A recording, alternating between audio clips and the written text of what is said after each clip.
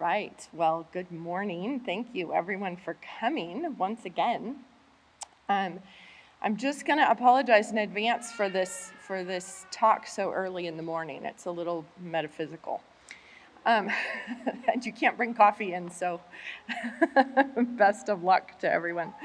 My husband has joked before about some of his sermons that it's kind of like when you pack way too much in your suitcase and you go up to the counter and you just know it's 20 pounds overweight, so you just kind of look at them like, please be nice, let me through. Yeah, there's a lot happening here. I feel like this should be a book, but I'm smashing it into 40 minutes. Is it not loud enough? Okay, there we go. Can you hear me now? Okay.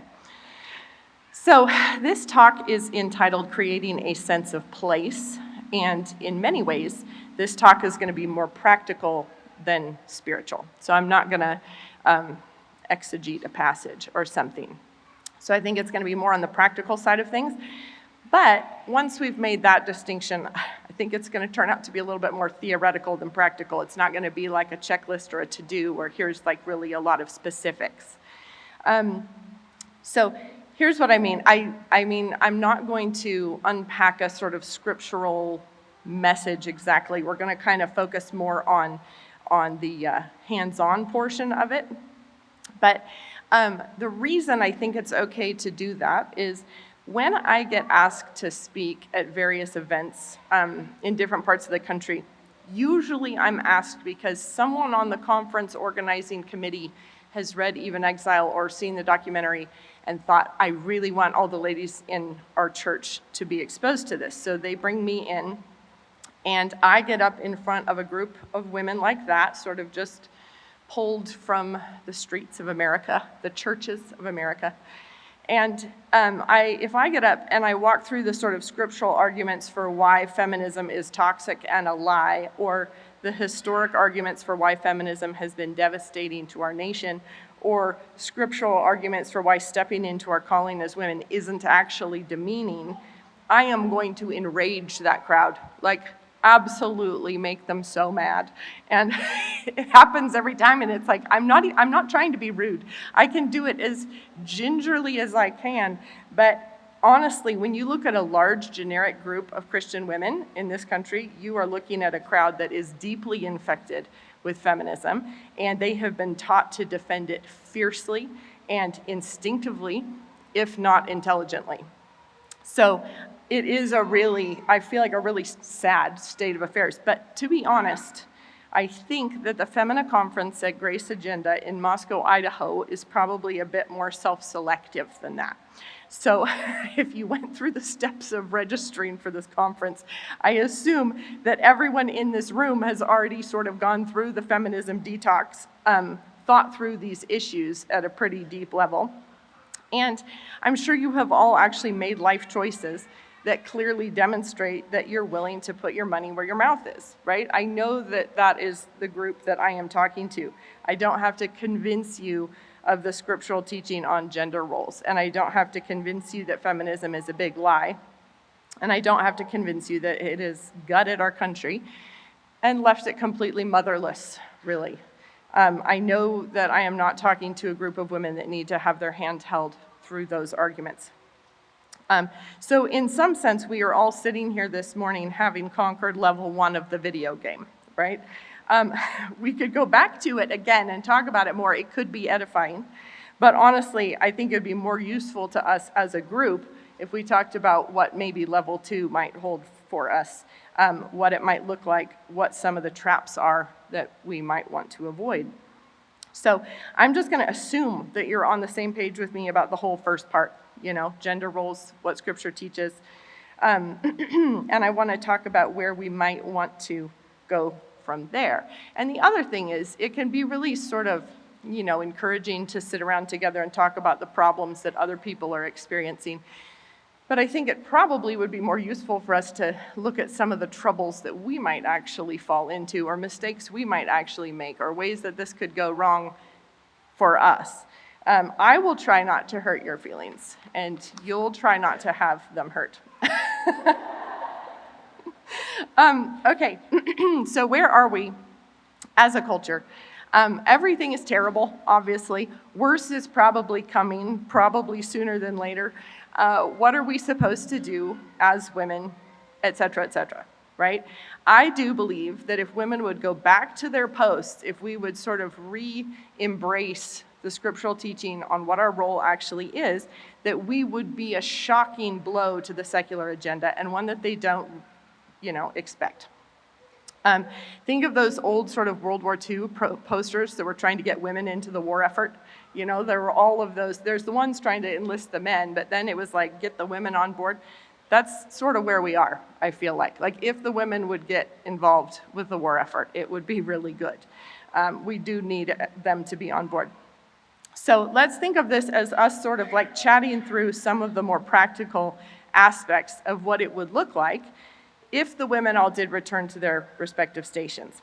So basically, it's like, imagine that we did beat the bushes. We got a bunch of women to say, yes, I'm signed up for the war effort. We get a bunch of them together in the auditorium. They've turned up. And then what we do is say, we really need women in the war effort. It's like, I know, that's why you're here, right? We need to sort of talk about, well, what then? What do we do next? And it's trickier than that, because not all of us are going to do the same thing, right? We're all going to go off to different parts of the assembly line, and we're going to have different tasks, and you're all from different parts of the country, and you're all married to different men, and you have different numbers of children, and you're at different stages in your life. So it's certainly not going to be like, here's the checklist of what the women need to do. But we do sort of need to have a more big picture orientation before everybody splits up and goes their separate ways. So that's what we're sort of talking about. And I do think that if women as a group would step back into their roles in the home and actually embrace it, it would be revolutionary in our culture. That's easy to say, but what would that actually look like, though, right? Like, it feels like, sure, I'm on board, that sounds like a great vision, but what would it do? Like, really, what would it do in the end? And I think that there are just so many things we could talk about. We could pick so many different aspects of what the results would be if women actually did this. Like, think about just maybe the psychological impact on children if they had a mother at home instead of an endless series of caregivers who never really care and who come and go in their life, endlessly. I mean, I imagine that a lot of our little mental health topic that we're talking, a lot of that would probably go away. There are so many ways that we could just focus on different parts of what the impact would be if women were actually in the home. And there's, so many rabbit trails we could go down, but I've just picked one, and I just want to focus on that. And it's certainly not the only thing, but I do think that it is a really interesting sort of thought experiment. So I'm talking about sense of place. This talk is called Creating a Sense of Place. So what do I mean by that? Let's sort of define our terms. What is a sense of place, and why does it matter? So I'm defining it as a sort of set of cultural distinctives that evolve naturally over time and that come to be deeply identified with a certain location. So this could be the artifacts that a culture produces, from buildings to transportation to fashion. It could be the way it celebrates holidays or corporate pastimes or its food, right? These are things that are distinctive and recognizable and iconic, and in some way they inspire pride, nostalgia, patriotism, fierce debates about where and how it is best. Like, no, this is the way that you make the corn tortilla, or whatever. This is the best corn tortilla. And if I started listing things off, I think we would understand what I'm talking about.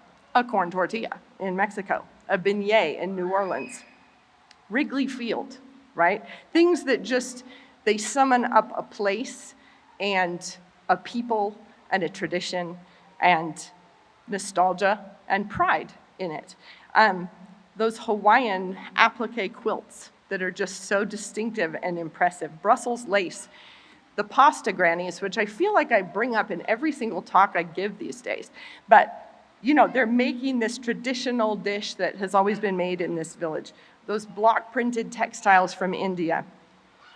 Each of these things, when I say them, it's like, oh yeah, okay, I know what you're talking about. They conjure up this sense of place. A Suzani from Uzbek, which I now have one. I've wanted one for years, but Nate and Heather's son, Rory, went to Uzbek, and I was like, hey, do you want to go barter for one for me? He did, and he's my favorite human now. I've already mentioned Mexican corn tortillas, a baguette or a croissant in Paris, Indian curry, English high tea, a Cotswold cottage. These are all things that are just, they might be food, they might be a tradition, they might be whatever, but they're just deeply associated with a specific place.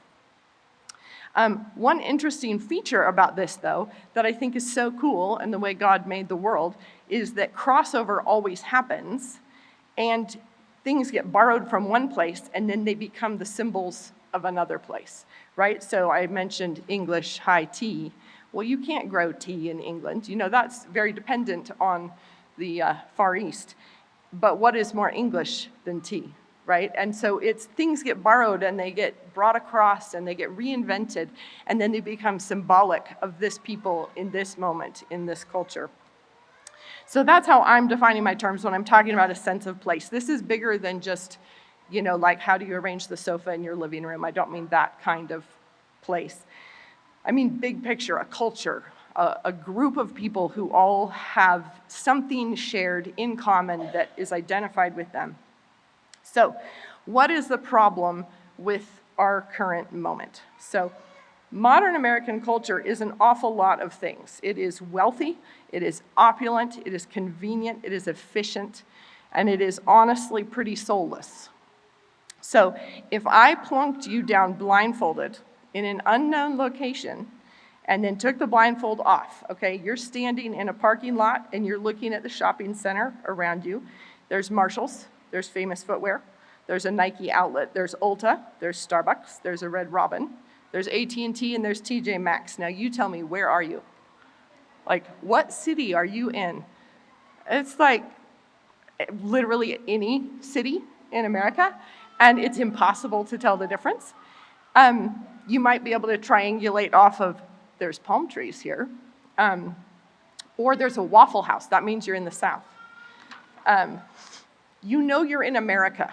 That's what you know. And that's a very strong sense of place, right? It's, you know you're not probably in Ethiopia at this moment. You're in America. It's recognizable. It's a set of tastes and smells and rituals and everything. But it's incredibly, you know, mass-produced. It's just absolutely everywhere. It's exactly the same. You could try to figure out where you are by the sort of flora and fauna, but you couldn't figure it out from the local economy. So I'm generalizing very broadly here, but of all the places that have a very distinctive sense of place that I'm talking about, they developed before the middle of the 20th century, right? Like there's plenty of places that have what I'm talking about, but not really recently. It's all something that comes from an older world, an older pre-technological world. You can still go to American cities and get an amazing and distinctive flavor that is unlike anything else in America, but it's not going to be the shopping center that just got built. You'd have to go to the old section of town, right? All the new stuff will be where the parking lots, the big box stores, the franchises, and it's impressive, honestly. It's impressive, it's efficient, but we all do kind of know it's not actually very interesting. Right? So if you went on a trip to Venice, you were absolutely going to line your children up and take the family photo in front of the canals, and that's going on your Christmas card. Let's say you went to New Orleans, you're going to take the family to the French Quarter and take a picture there because, like, hey, we went to New Orleans. You're not going to take them down to the TJ Maxx and line them up in front of it and be like, we got to see the TJ Maxx of Bellingham, and it was just great. It's like there's something a little bit soulless, and the reason we don't do that is because we all actually do know that. We go to the older part, we go to the distinctive part, we want to experience the food that you can only get there, right? You don't really want to go to Paris. I hope you don't want to go to Paris and get a quarter pounder, because how sad, you know? And we all do know that those are the things that make a place, and they make it interesting, and they make it fun to go, and they make you want to go back home and try to figure out how to do it at your house. If you follow the pasta grannies, you'll see this interesting feature. They're all making pasta because they're all Italian, right? So there's a certain amount of sameness.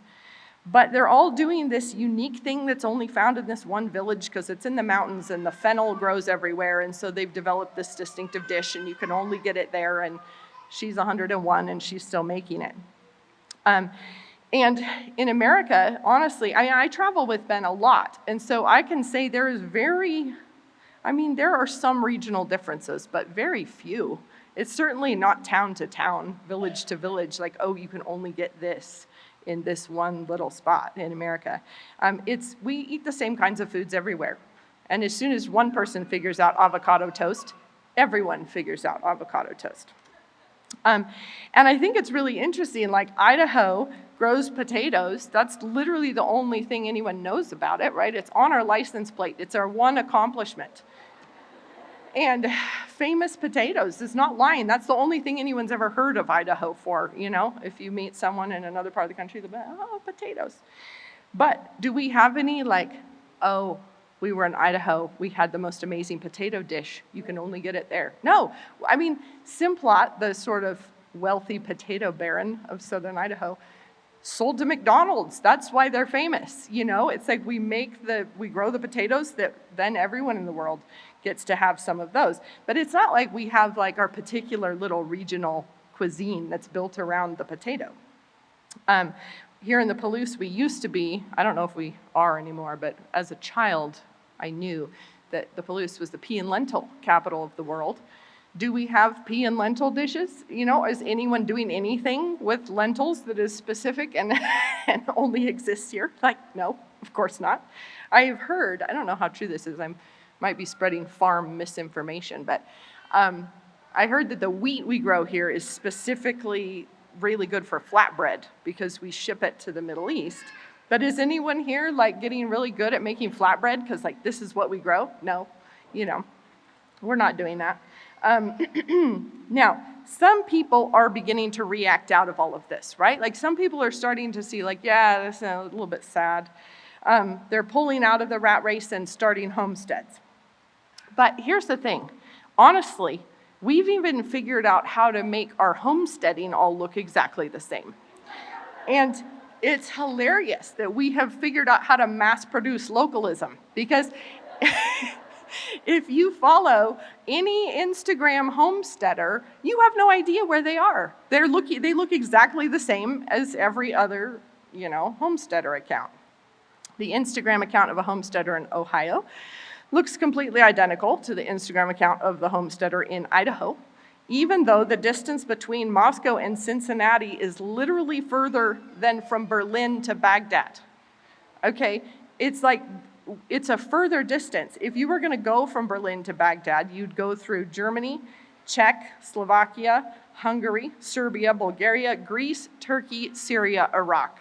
Just think of how many different cultures, how many different traditions, how many different foods. Crazy. And then if you were to go from Idaho to Ohio, you would go through Montana, Wyoming, Nebraska, Iowa, Illinois, Indiana, Ohio. And on that entire drive, you could eat the exact same food at the truck stops the whole way. You could get the same car snacks the entire way. And in the same way that you could buy a Snickers bar at every single gas station, you could also hunt up local homesteaders along the way, and you would find out that, we're doing the same thing. Examples of trendy homeschooling of the 2020s would be easy to come by because they all follow the same Instagram accounts and they're all learning everything from the same places.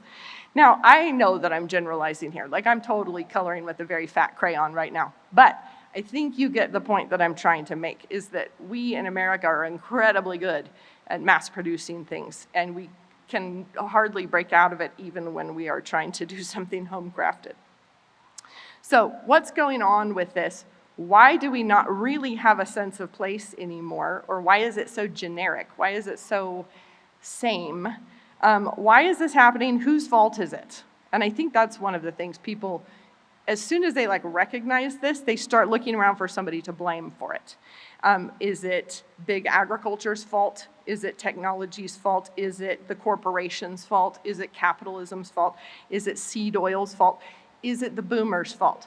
it's someone's fault that everything is the way it is. And people, try and pull out and opt out of the system. But they do it with a very blamey, look at all of this terrible corruption. Here's the thing. I actually think it's the women's fault. And I think that no one is blaming the women for this. We're blaming corporations, we're blaming big ag, but nobody's blaming the women. The real villain is among us. I think that women are the key ingredient in creating a sense of place. Okay, not the key ingredient, the men are important. One of the two main ingredients for creating a sense of place is the women. It's the food, the holidays, the traditions, the celebration, the clothes, the smells, the memories, the loyalties. We don't have a sense of place anymore because women all walked away from the home. And the home is where that is actually going to develop. And it's interesting because it's all going to be incredibly unique and specific. Like it's your one little home. You're married to one man. You have these specific kids. They have their likes and dislikes. You have your particular life that you're trying to work with.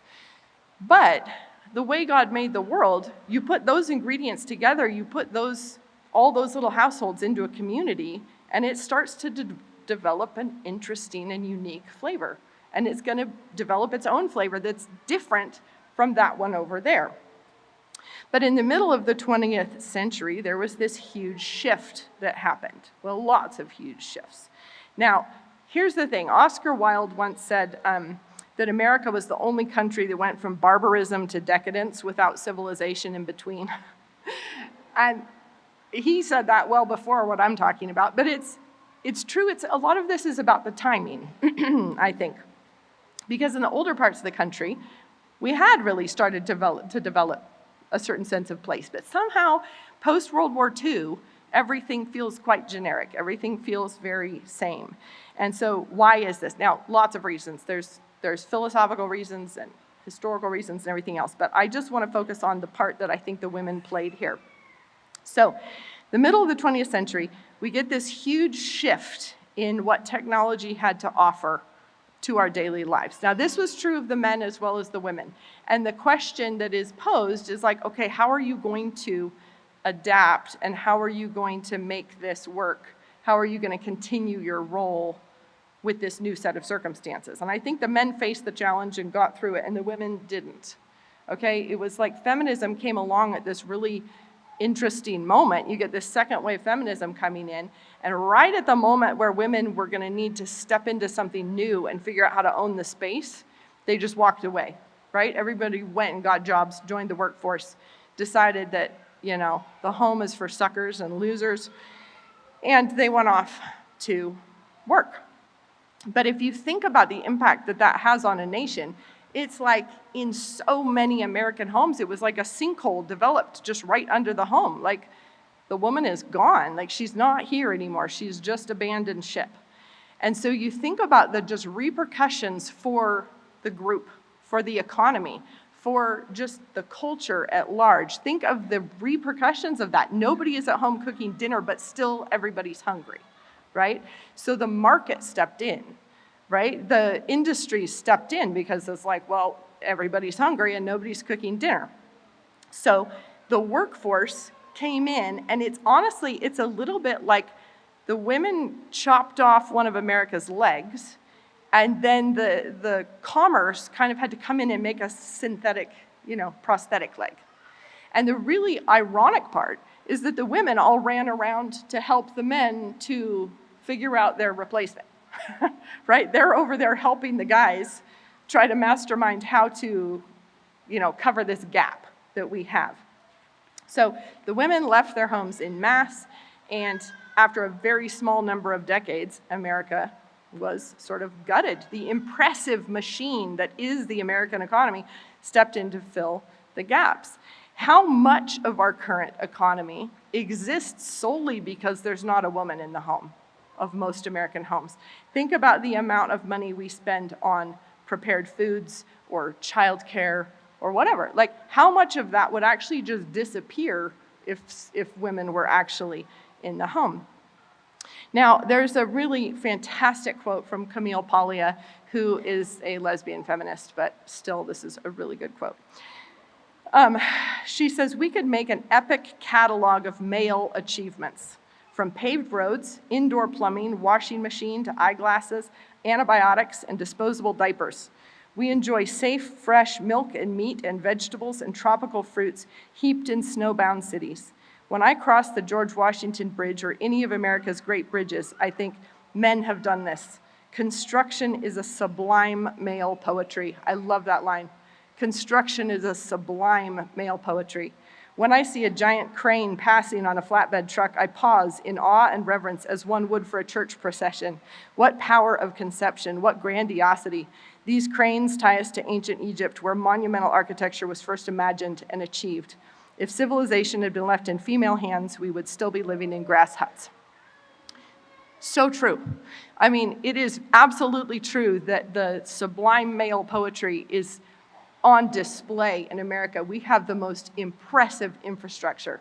I mean, just look at Amazon Prime, our freeways. I mean, just the fact that you can have an Oreo taste like an Oreo anywhere, anytime, it's pretty impressive, actually. A contemporary woman, I'm back to Camille Paglia again, a contemporary woman clapping on a hard hat merely enters a conceptual system invented by men. And that is so true. And that is what I'm trying to get at, is that the women left the home, and then industry comes in to try to fill in the gaps. And it's efficient, and it is incredibly easy to access, and it's ridiculously impressive, but it is a little bit soulless. But all the women ran around and clapped on the hard hat and entered into this male approach to filling in for a woman. And then she continues, capitalism is an art form, an Apollonian fabrication to rival nature. It is hypocritical for feminists and intellectuals to enjoy the pleasures and conveniences of capitalism while sneering at it. And that is so true. It's so easy to sit here and complain and look at how awful and ugly and terrible everything is. It's shockingly impressive and a huge blessing. And it is hypocritical to sit and enjoy the blessings of it while sneering at it. And I do think that if we look at America now, it really is kind of like a single dad trying to raise children by himself. It's not like he can't do it. Like, a man actually can do it. He can pack the lunches. He can buy the back-to-school clothes. He actually can do it. But it's not like any of us would say, oh, then that means there's nothing missing. Like, he can fill in, but there's something that is still so deeply absent, and that is the mother. And I feel like that's what we're looking at in America, is like, the men have figured out how to make this work because the women just all ditched. Have you seen that video of the dad who figured out how to do a ponytail on his daughter by sucking all of her hair up in the vacuum tube? And then like rolling the rubber band down until it pops onto her hair? And I feel it's like that. It's like, okay, they figured out how to do it. The men figured out how to do it, but still, And this is not an insignificant piece of our economy, okay? This is not like, oh, yes, you wouldn't believe how much money America spends on cheese sticks or something. Like, I bet that figure is impressive, but this is huge. And I like to pick just two examples. I Googled, so this is very official news. The amount of money Americans spend on eating out is $1.1 trillion. Trillion. Like, this is not measured in millions. It's not measured in billions. It is trillions of dollars Americans spend on eating out. And of course, I'm certainly not saying restaurants are bad. What a blessing. But now the average household spends more money in restaurants, out of the food budget. It's more than 50% is eating in restaurants. And you can't tell me that that's not because of women not doing their work, right? It's women running out there and getting jobs in restaurants. So, and then if you were to just look at the grocery budget, we spend $74 billion annually on freezer meals. So already prepared, nobody has to do anything except stick it in the microwave. So $74 billion on prepared food from the grocery store. That's after the $1.1 trillion we're spending in restaurants. $70 billion a year on daycare for just the under fives. So the absence of women in the home is a staggering piece of our economy. Like, it's absolutely huge. And of course we had to figure out how to mass produce it and how to get it everywhere quickly and how to have it taste the same everywhere. It's impressive, but it is, I think, why we don't really have a sense of place. It's like the taste of America might be, yeah, the Quarter Pounder. So, but now I am going to run around and paddle out the other side of the canoe for a second, because I hope you don't think that I am here to complain about the modern American culture, because how handy is Uber? I mean, it really is great. How handy is it to run out of mascara on a trip and be able to easily go buy another tube of the exact one that you wanted without any problem? Instagram is so helpful in helping us learn how to cook absolutely anything. We have so many blessings from this problem that I'm describing. Like, it has its downside, but there is a wealth of opportunity here as well. So we can't deny that the masculine world of industry has built something truly impressive. The problem is it's just not a substitute for a woman in the home, for all of its magnificence. Now, people do tend to break into two groups when they're confronted with this. The first group doesn't see any reason to object. It's like, I think this is great. I love fast food, and, why mind it? We should all just have a nice, easy, pleasant life where everything's kind of done for us. They don't attempt to leave any kind of Christian imprint on the culture. And the second group reacts against the soullessness. They see everything I've described. They're shouting amen in their hearts, but they can easily slip into ingratitude and fussiness and retreatism and blaming people and historical reenactments, really. It's like, I hate all of this, so I'm going to just pretend I live in 1850, and that'll teach them. So this group generates an awful lot of stern and rebukeful posts on social media, but maybe doesn't actually get too much done when it comes to actually addressing this problem and actually trying to rebuild a Christian civilization in the ruins of the West. I want to go back to that Camille Paglia quote again. It is hypocritical for feminists and intellectuals to enjoy the pleasures and conveniences of capitalism while sneering at it. So if we restate that, it is hypocritical for homesteaders and conservatives to enjoy the pleasures of modernity while sneering at it. Okay? Many of those homesteading social media accounts spend all their time decrying the soullessness of modernism, all while they're selling their things on their Etsy shop, and they're having their books sold on Amazon, and they're publishing selfies on Instagram. So it's like, just, her quote is, give Caesar his due. And that is absolutely true. You are enjoying the luxury of homesteading because you can, because of all of these things. You don't actually have to worry that the winter is going to kill you off, because if it all gets too hard, you can just move back to the city and start going to the grocery store again, right? It actually is just fun for people to be able to do it. And don't get me wrong, I'm not trying to be a brat about homesteaders, because if you want to have a goat and chickens, that's awesome. And if you know how to make soap, please tell me. And I would like to learn. And I think a productive kitchen garden sounds like heaven. It sounds amazing. So I'm not picking on any of those things. But I do think if we do those things as a luxury hobby while complaining about the civilization that gave us that ability, it's not just hypocritical, it's just really unbecoming. Not to mention sinful, because being blamey and complaining at everybody is certainly not the fruit of the Spirit. Now, modernity and industrialization posed a question to women in the middle of the 20th century, and they answered that question wrong.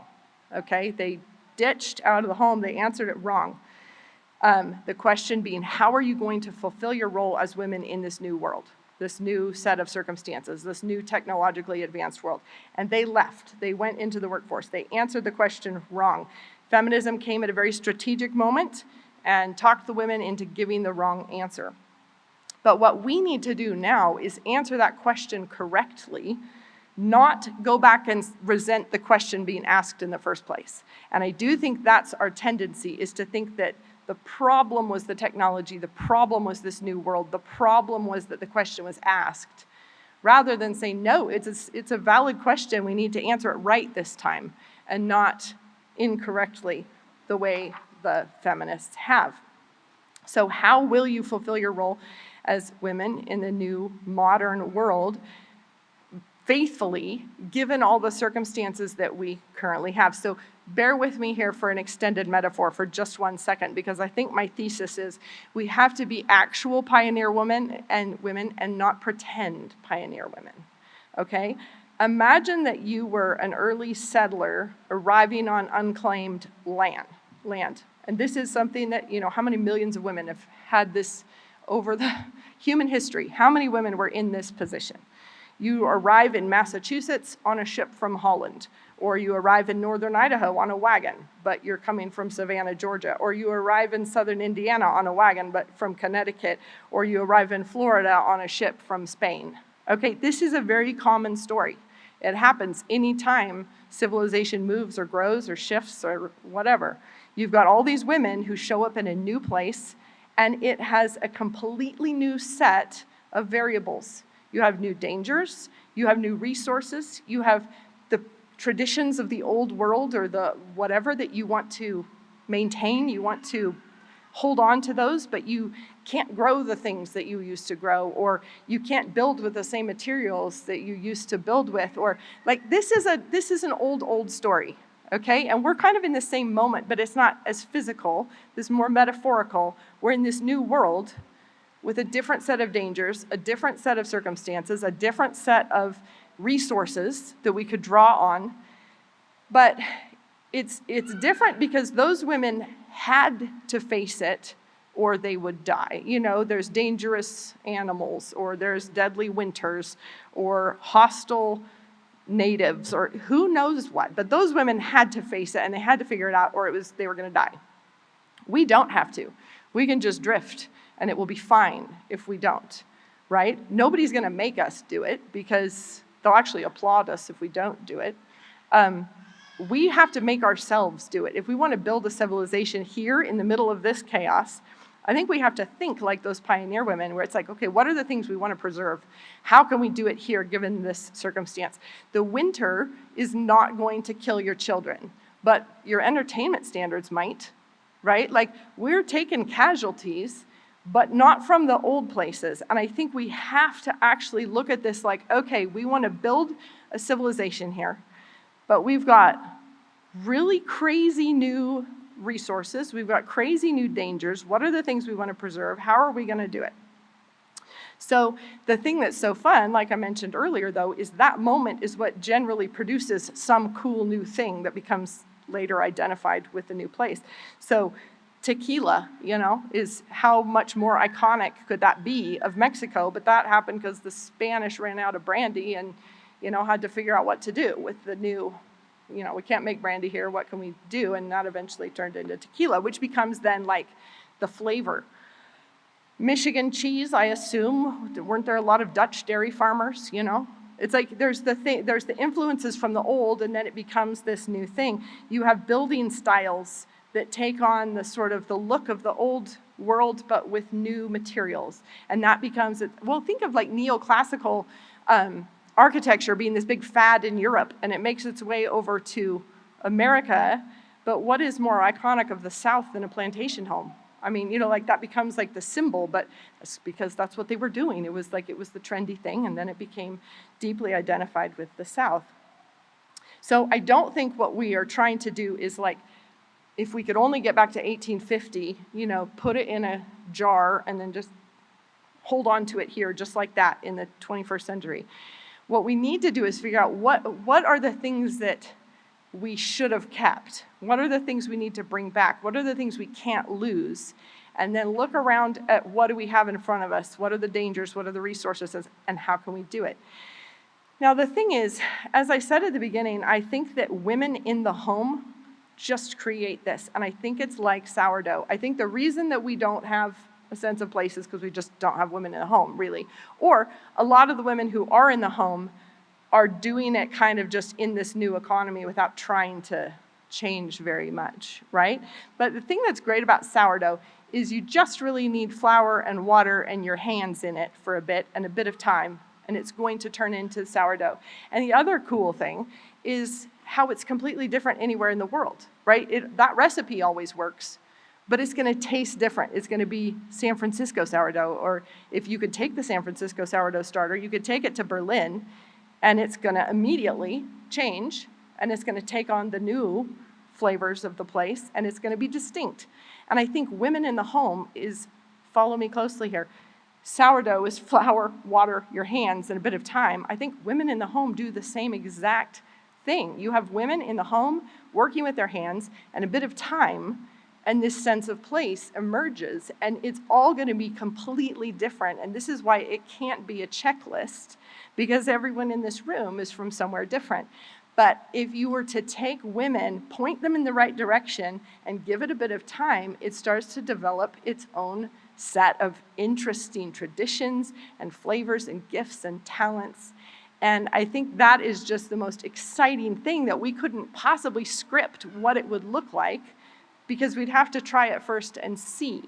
And the thing is, I really, really feel like this is in the same way that pagans can make sourdough, rain falls on the just and the unjust. But you can do it with a good attitude, or you can do it with a fussy attitude. And you can do it while thanking God for the Wonder Bread. Like, what a gift, Wonder Bread. But we're going to try this now. Or you could do it in a fussy, I can't believe, and they're trying to kill us, and everybody's trying to kill us, and, complaining, cranky, fussy. But just imagine a pioneer woman like that coming from Spain to Florida, and she sits there and won't get off the ship because she's like, this is not what I've been accustomed to. I don't like this new set of circumstances. I don't like the challenges. I don't want to change. I want it to be like the way it was in Spain. This is not a character we admire, right? And so many of our conservatives, I feel like that's what we're doing, is like, I don't like this new place. Take me back to 1850, where, you had to have chickens if you wanted eggs. It's like, that's actually not the world we live in. And to get cranky and fussy and complaining and blamey about it it's like, okay, sure, you're going to make a culture, but it's not going to be a very fun one, right? And I do think that what we need to do as women is like, look at our challenges, figure out what are we trying to build here, how can we do it with what's in front of us? And I think if you take women who take that seriously, you put them in the home, and then you have them leverage global resources, which we really have, global resources, but point it at a very specific problem or a very specific place, I think we would be shocked at what would emerge. And I don't think it would take very much time at all. And I certainly don't want to say there's anything wrong with doing the homesteading or following the Instagram accounts or whatever. But I'm just saying, I think we could think bigger than just trying to mass produce the most recent localism fad or whatever. I do think that if we have women just roll up their sleeves, survey the new country, and this time let's answer the question right as women, rather than leaving our posts the way the women did in the middle of the 20th century. Thank you very much.